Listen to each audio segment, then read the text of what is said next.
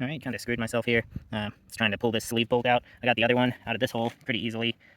Just had to spin it a bunch, and then I pulled it out with pliers. I tried pulling this one out just with the yabber, but it sheared the bolt off, so we'll see. Maybe I can still get it out in some pieces. Alright, so that's the sheared off head. I'm going to put that back in there so I can tap it loose.